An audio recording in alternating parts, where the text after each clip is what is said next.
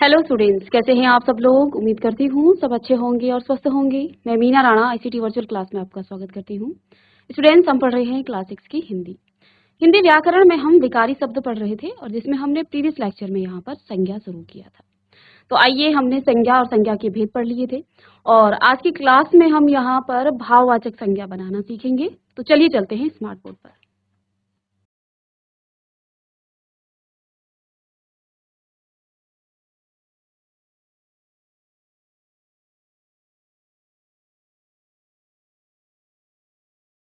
चलिए, तो स्टूडेंट्स, यहाँ पर हमने प्रीवियस लेक्चर में आपको संज्ञा और संज्ञा के भेद पढ़ाए।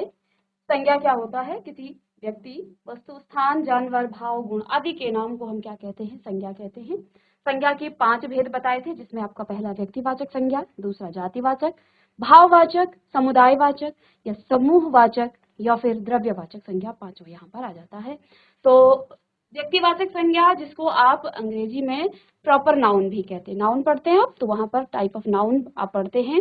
तो प्रॉपर नाउन या व्यक्तिवाचक संज्ञा क्या होता है? जब जिस संज्ञा से किसी एक ही व्यक्ति, वस्तु या स्थान विशेष का बोध होता है, उसे व्यक्तिवाचक संज्ञा। तो वो कोई विशेष व्यक्ति हो सकता है, विशेष वस्तु हो सकती है या विशेष स्थान हो सकता है, तो उसे आप व्यक्तिवाचक संज्ञा कहेंगे। जैसे व्यक्तियों के नाम, दिशाओं के नाम, देशों के नाम, राष्ट्रीय जाति, नदियां, समुद्र, पर्वत, नगर, समाचार पत्र, पुस्तक हो गए, दिनों के नाम हो गए, महीनों के नाम, ग्रह और नक्षत्रों के नाम, त्योहारों के नाम, ये सभी आपके व्यक्तिवाचक संज्ञा में किसी विशेष का जब हम नाम लेते हैं। और इनमें हमने लिस्ट भी यहाँ पर आपको बना करके लिखाया था।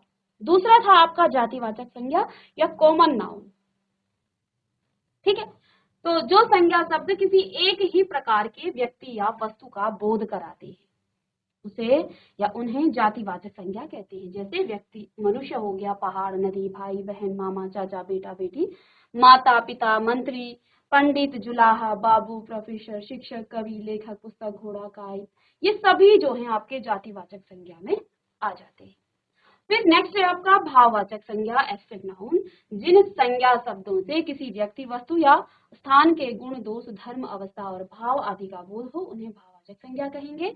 जैसे आपका क्या भाव में क्या आ जाता है? आपकी दया, शत्रुता, क्रोध, करुणा, मोटापा, नम्रता, बुढ़ापा, लंबा, ये सभी भाव ही तो है। तो ये आपके भाववाचक संज्ञा में आ जाते हैं। समूहवाचक संज्ञा, जहां पर एक समूह का बोध हो, किसी व्यक्ति या वस्तु के समूह का बोध हो, उसे समूहवाचक संज्ञा कहेंगे। जैसे आपका सभा हो गया, तो कुछ व्यक्तियों का सभा क्या होती है? एक समूह होता है। दल हो गया, सेना हो गया, संघ, कुंज, कक्षा, संचर, भीड़, टोली, मंडली। तो आप जानिए, जैसे आपकी क्लास के जो कुछ बच्चे हैं, ये आपकी एक कक्षा है, तो यहाँ पर भी कुछ बच्चों का कलेक्शन है। ठीक है, तो इसे कहेंगे आप क्या? समूहवाचक संज्ञा। वस्तुओं में भी आ जाता है, जैसे हम अंगूर के जो गुच्छे हैं वो भी समूह, कलेक्टिव नाउन में आ जाता है। ठीक है ना? ऐसे ही जब आप बनाना की बात करते हैं तो वो भी आपके दर्जन में मिलते हैं। तो यहाँ पर ये आपके समूह में आ जाते हैं। द्रव्यवाचक संज्ञा, तो द्रव्य में कई बार बच्चे सिर्फ द्रव्य की बात करते हैं कि जो तरल वस्तु होती है, ऐसा नहीं है। जिस संज्ञा से नाप और तोल, जिसको आप नाप सकते हैं और साथ में तोल सकते हैं, दोनों का बोध होता है। जैसे सोना, चांदी, लोहा, दूध, पानी, घी, तेल, मिट्टी, फल, अनाज, ये सभी जो है नाप और तोल वाली वस्तुएं हैं, इसलिए ये आपके द्रव्यवाचक संज्ञा आ जाते हैं। अब जहां से हमने आज स्टार्ट करना था वो था आपका भाववाचक संज्ञा बनाना। तो जातिवाचक संज्ञा से आप भाववाचक बनाएंगे, सर्वनाम से आप भाववाचक बनाएंगे, विशेषण से भाववाचक और क्रिया शब्दों से आप भाववाचक संज्ञा बनाएंगे। तो लिख लीजिएगा भाववाचक संज्ञा बनाना। और यहाँ पर हमने जातिवाचक से भाववाचक संज्ञा बनाना आपको कल की क्लास में लिखा दिया था कि आपके पास बूढ़ा एक जातिवाचक संज्ञा है और इससे आप बनाएंगे बुढ़ापा। बुढ़ापा क्या है? भाववाचक संज्ञा है। ऐसे ही मित्र आपका जातिवाचक है और मित्रता आपका भाववाचक है। नौकर, नौकरी, जवान, जवानी, लड़का, लड़कपन, दास, दासता, शत्रु, शत्रुता, मनुष्य, मनुष्यता, कलाकार, कलाकारी। जिन्होंने नहीं लिखा है वो लिख लीजिएगा। ठीक है, तो जातिवाचक संज्ञा से आप बना सकते हैं भाववाचक संज्ञा। शत्रु आपका जाति है तो शत्रुता आपकी भाववाचक संज्ञा है। बालक जातिवाचक संज्ञा है और बालकपन भाव है, इसमें भाव है। कलाकार एक जातिवाचक संज्ञा है, जबकि कलाकारी भाव है। मनुष्य जातिवाचक है, लेकिन मनुष्यता भाववाचक संज्ञा है। ठीक है। अब नेक्स्ट आप लिखेंगे सर्वनाम शब्दों से भाववाचक संज्ञा। सर्वनाम शब्दों से भाववाचक संज्ञा।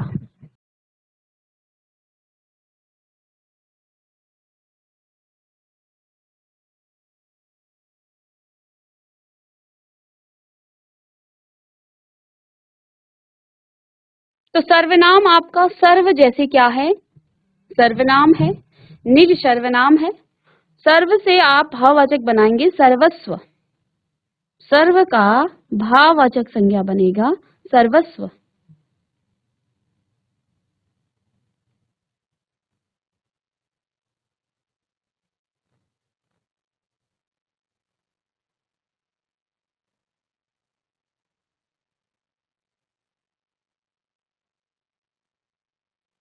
चलिए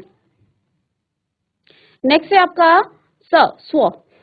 स्व आपका सर्वनाम है और इसका स्वत्व, पराया परायापन, अपना अपनत्व या अपनापन, मम ममता या ममत्व, ये सभी आपके सर्वनाम से भाववाचक संज्ञाएं बनी है। चलिए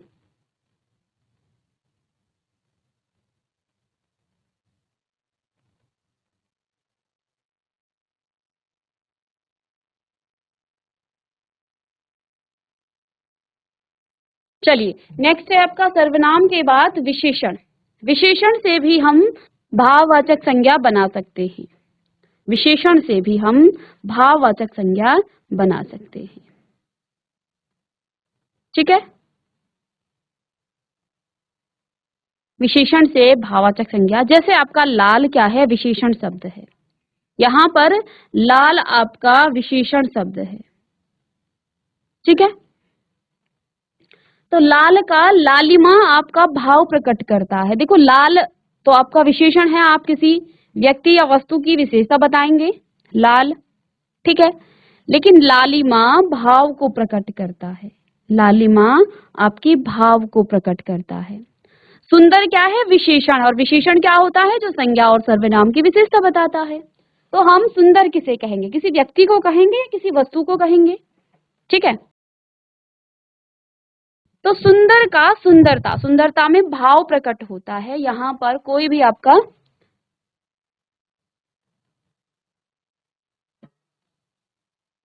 व्यक्ति या वस्तु हो सकती है। ठीक है। तो सुंदरता आपका भाव है। ठीक है। इसी प्रकार से सफेद आप किसी सर्वनाम या संज्ञा को कहेंगे। तो देखो इस सफेद विशेषण को सफेदी भाववाचक संज्ञा है। चंचल आपका विशेषण शब्द है और चंचलता, सभी को लिख लीजिएगा, चंचलता आपका भाववाचक संज्ञा है और आपको ये बदलने के लिए प्रश्न पूछे जाते हैं। काला आपका विशेषण है और कालीमा आपकी क्या है? भाववाचक संज्ञा है। इसी प्रकार से चतुर आपका क्या है? विशेषण है और चतुराई या फिर चतुरता आपका भाववाचक संज्ञा है। हरा आपका विशेषण है और विशेषण से हमने हरियाली ये भाववाचक संज्ञा बनाया।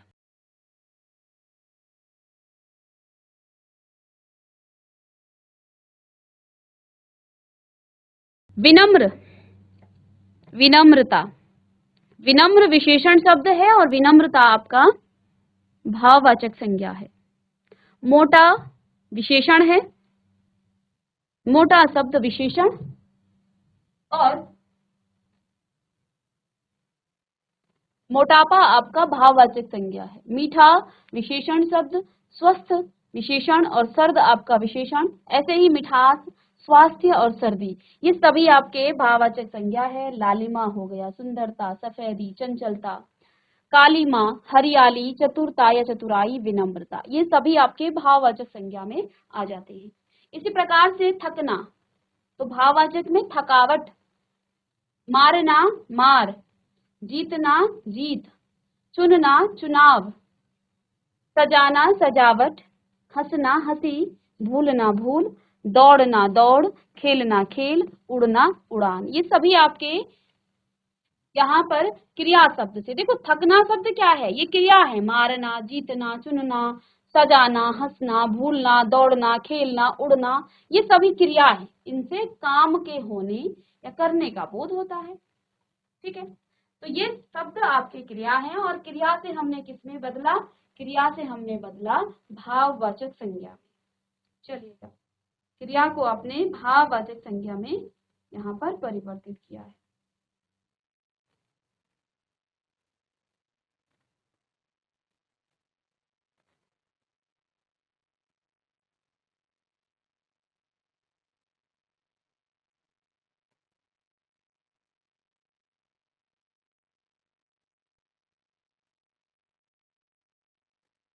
चलिए, तो यहाँ आपने जातिवाचक संज्ञा से भाववाचक बनाया, फिर सर्वनाम से भाववाचक बनाया, फिर आपने विशेषण से भाववाचक और क्रिया से भाववाचक संज्ञा बनाया है। तो थकावट, थकना क्रिया है, थकावट आपका भाव है। मारना आपका क्रिया है और मार क्रिया है। जीतना आपका क्रिया है और जीत आपका भाववाचक संज्ञा है। चुनना आपका क्रिया है और चुनाव आपका भाववाचक है। क्रिया सजाना आपका क्रिया है, हंसना और भूलना, सजावट, हंसी और भूल आपकी भाववाचक है। इस तरह से हमने क्या किया है? क्रिया से भाववाचक संज्ञा भी बनाया है। अब नेक्स्ट आते हैं, वाक्यों में प्रयुक्त संज्ञा कभी कभी व्यक्तिवाचक होते हुए भी जातिवाचक के रूप में प्रयुक्त होती है। देखिए, आपको जो है संज्ञा से किस प्रकार के प्रश्न पूछे जाते हैं? संज्ञा से आपको एक शब्द दिया जाएगा और यहाँ पूछा जाएगा कि इसमें कौन सी संज्ञा है, तो संज्ञा के भेद बताने होते हैं। तो कई बार हम क्या करते हैं? कंफ्यूज हो जाते हैं। क्या कहा है यहाँ पर? वाक्यों में प्रयुक्त संज्ञा कभी कभी क्या हो जाती है? व्यक्तिवाचक होते हुए, यानी कि होती तो वो व्यक्तिवाचक है लेकिन वो जातिवाचक के रूप में प्रयुक्त की जाती है। उसका प्रयोग जातिवाचक के रूप में होता है। और कभी कभी जो जातिवाचक संज्ञा है उसका प्रयोग व्यक्तिवाचक संज्ञा के रूप में प्रयुक्त होती है। जैसे यहाँ पर उदाहरण के लिए देख लीजिएगा, व्यक्तिवाचक संज्ञा जातिवाचक संज्ञा के रूप में कैसे आप प्रयुक्त करते हैं। आप तो पूरे विभीषण निकले, तो विभीषण यहाँ पर व्यक्तिवाचक है, किसी व्यक्ति का नाम है, ठीक है, लेकिन विभीषण जो है यहाँ पूरी जाति को, विभीषण का जो है एक कैरेक्टर बताया गया है कि आप तो पूरे विभीषण निकले। ठीक है, तो यहाँ पर विभीषण व्यक्तिवाचक संज्ञा होते हुए भी क्या है? जातिवाचक के रूप में यहाँ पर प्रयुक्त किया जा रहा है। ठीक है, अब विभीषण कौन थे? एक व्यक्ति है। ठीक है,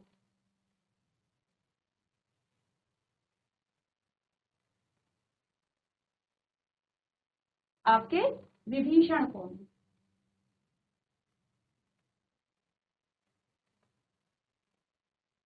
तो विभीषण, आप तो पूरे विभीषण निकले। तो विभीषण आप जानते हैं रावण के भाई थे। रावण का भाई जो है विभीषण था और उन्होंने जो है राम का साथ दिया, सत्य का साथ। ठीक है,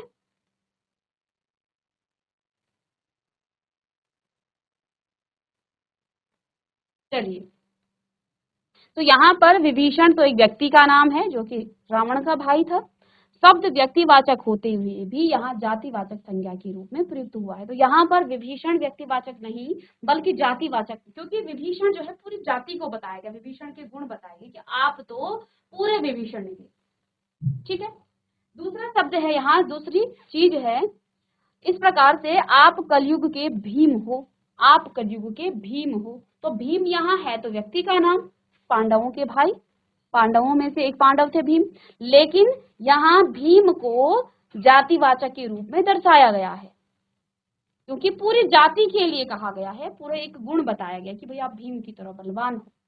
ठीक है, और आप विभीषण की तरह जो है क्या हो? सत्यवादी हो और सत्य का साथ देने वाले। तो विभीषण ने जो है, रावण जो है बड़ा दुष्ट था, राक्षस था, तो विभीषण ने जो है अपने भाई का साथ छोड़ दिया और वो राम के साथ चले गए थे। ठीक है, जातिवाचक संज्ञा व्यक्तिवाचक के रूप में। अब जातिवाचक संज्ञा को आप व्यक्तिवाचक संज्ञा के रूप में भी प्रयोग कर सकते हैं। जैसे पंडित जी को कौन नहीं जानता है। अब देखो, पंडित तो वैसे, पंडित जी आपका वैसे जातिवाचक संज्ञा है, लेकिन यहाँ किसी विशेष पंडित की बात की गई है। तो ऐसा भी होता है कि कभी कभी हमें वाक्य के भाव को समझना होता है। आप तो पूरे विभीषण निकले। अब यदि हम सिर्फ विभीषण के बारे में बात करते हैं कि विभीषण रावण का भाई है, तब तो विभीषण शब्द आपका क्या होता, ये आपका व्यक्तिवाचक होता। लेकिन यहाँ पर क्या कहा गया है, आप तो पूरे विभीषण निकले, तो इसमें व्यक्तिवाचक होते हुए भी जातिवाचक के रूप में प्रयुक्त हो रहा है। पंडित शब्द जातिवाचक है, लेकिन यहाँ पर किसी विशेष पंडित की बात हो रही है, इसलिए पंडित जी को कौन नहीं जानता, यानी कि यहाँ किसी विशेष पंडित की बात की जा रही होगी कोई, ठीक है। तो इसलिए इसमें पंडित जी जातिवाचक होते हुए भी आपके व्यक्तिवाचक के रूप में प्रयुक्त हुए। इस प्रकार दाऊ से कृष्ण के भाई बलराम का, गोस्वामी से तुलसीदास का बोध होता है, अतः ये जातिवाचक संज्ञाएं व्यक्तिवाचक संज्ञा बन करके प्रयुक्त हुई है। तो ये था संज्ञाओं का प्रयोग करना, संज्ञाओं के भेद और साथ में संज्ञा का परिवर्तन करना कि आप जातिवाचक संज्ञा से कैसे भाववाचक संज्ञा बनाते हैं। आपने सर्वनाम से भाववाचक संज्ञा बनाया, आपने विशेषण से व्यक्ति जाति भाववाचक संज्ञा बनाया, आपने क्रिया से भाववाचक संज्ञा बनाया। साथ में संज्ञाओं का प्रयोग कभी कभी व्यक्तिवाचक संज्ञा को जातिवाचक के रूप में प्रयुक्त किया जाता है और कभी कभी जातिवाचक संज्ञा को व्यक्तिवाचक के रूप में प्रयुक्त किया जाता है। ठीक है, तो ये है आपका। चलिए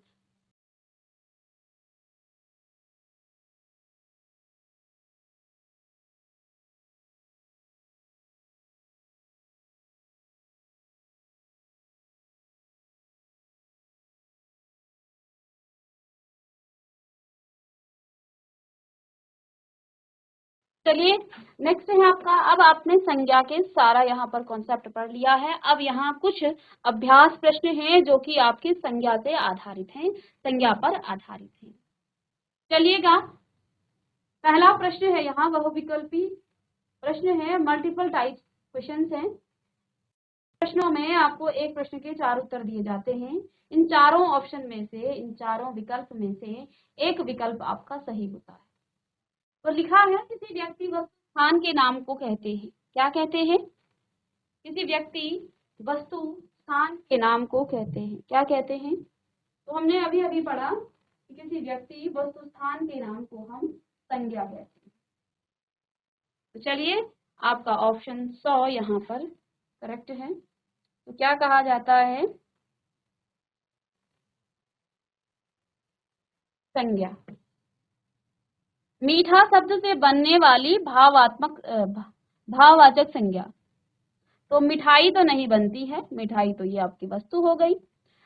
मिठास, मिठास में क्या है, मिठास में भाव आ रहा है, ठीक है, तो ये आपका भाववाचक संज्ञा हो जाएगी। संज्ञा के कुल कितने भेद हैं, तो यहाँ पर हमने 5 भेद पढ़े हैं संज्ञा के। तो संज्ञा के 5 भेद हैं। विशिष्ट स्थानों के नामों को संज्ञा के किस भेद के अंतर्गत रखा जाता है, जहां पर हम किसी विशिष्ट स्थान का बोध करते हैं तो वो आपका व्यक्तिवाचक संज्ञा होता है। संज्ञा शब्द है राम, तुम, मोटा और इसमें से कोई नहीं। देखो राम आपका संज्ञा है, तुम शब्द आपका सर्वनाम है और मोटा आपका विशेषण है, ठीक है। तो इसलिए यहाँ पर इनमें से कोई नहीं, ये दोनों नहीं है, तो ये आपका राम शब्द, ठीक है।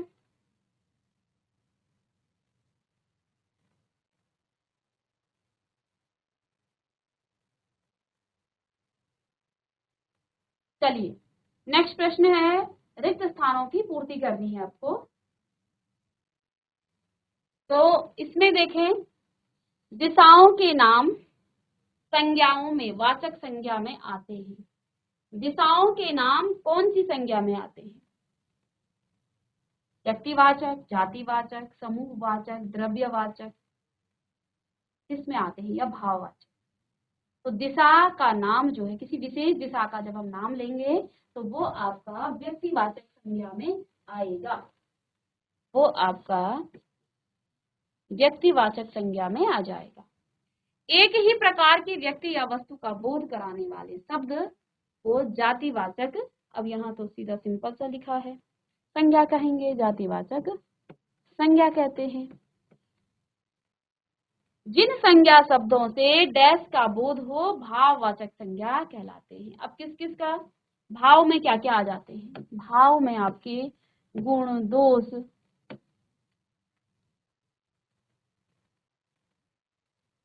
गुण आ जाते हैं, दोष, धर्म, ठीक है, गुण, दोष, धर्म और भाव का बोध हो, उन्हें हम क्या कहते हैं? भाववाचक संज्ञा कहते हैं। तो देखिए, बूढ़ा शब्द से भाववाचक संज्ञा, तो बूढ़ा का बुढ़ापा, बूढ़ा का बुढ़ापा बनेगा, बूढ़ा शब्द का बुढ़ापा बनेगा। यहाँ इसके उत्तर भी लिखे हुए हैं। अब यहाँ पर कुछ इस प्रकार से प्रश्न हैं, जिन्होंने अभी तक नहीं भी लिखा है तो यहाँ से लिख सकते हैं कि संज्ञा की परिभाषा लिखें, संज्ञा के कितने भेद हैं, यह प्रश्न लिख लीजिए। संज्ञा के कितने भेद हैं? संज्ञा के 5 भेद हैं। तो किसी वस्तु, स्थान अथवा गुण के नाम को संज्ञा कहते हैं, जैसे राम, मेज, दिल्ली। संज्ञा के 5 भेद हैं: व्यक्तिवाचक संज्ञा, जातिवाचक, भाववाचक, समूहवाचक, ठीक है, द्रव्यवाचक,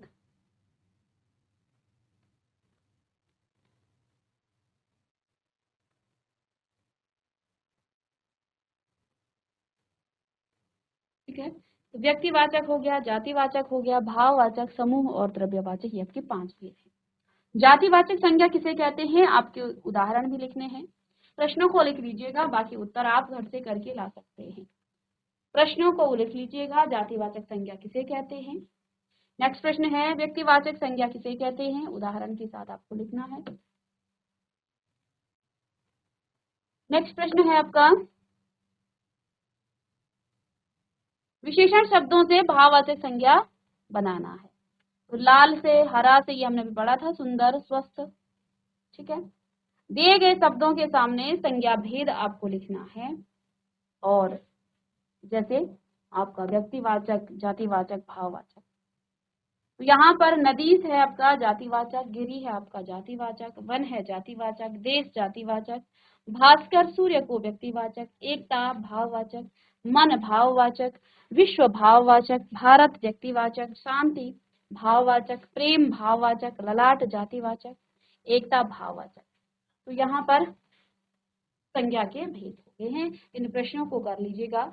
और हमने यहाँ प्रीवियस लेक्चर में बताया था, जब हमने शब्द विचार पढ़े, कि ये विकारी शब्द है, ठीक है। ये कैसे शब्द हैं?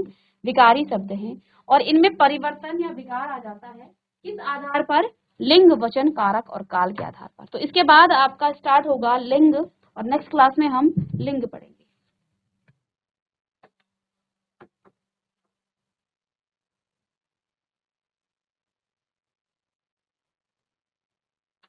तो स्टूडेंट्स, आज की क्लास में हमने यहाँ संज्ञा और संज्ञा के भेद, साथ में इसके एक्सरसाइज क्वेश्चन भी सॉल्व किए हैं। नेक्स्ट क्लास में हम लिंग पढ़ेंगे। तो मिलते हैं नेक्स्ट लेक्चर में, तब तक के लिए थैंक यू।